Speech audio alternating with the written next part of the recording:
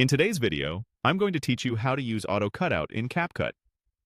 This feature quickly removes a background from a photo so your subject stands alone, ready to place over any scene, graphic, or color.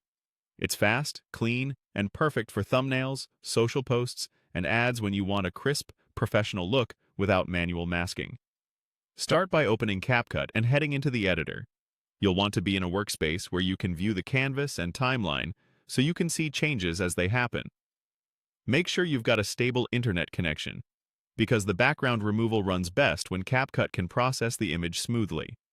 If your computer is a bit slower, give the app a moment to settle before moving on.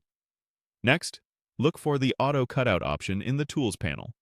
Depending on your layout, it may appear alongside other image tools and should be labeled clearly. Think of Auto Cutout as an AI-powered background remover. It analyzes your image, finds the subject, usually a person or object in the foreground, and separates it from everything else. You don't need to trace outlines or fine-tune a selection to get started. Now upload your image. You can choose a file from your computer or drag and drop it into the editor. High-resolution photos with good lighting and contrast typically produce the cleanest results.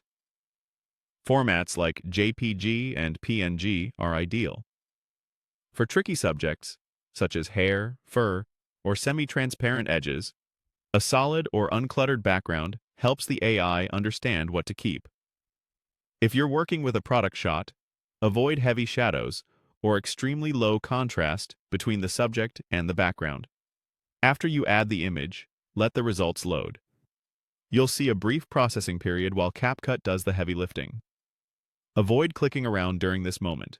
Letting it finish is the quickest path to a clean cut. When it's done, the background should be removed automatically. You'll usually see a transparent checkerboard behind the subject, which means it's ready to be placed over any other layer or background.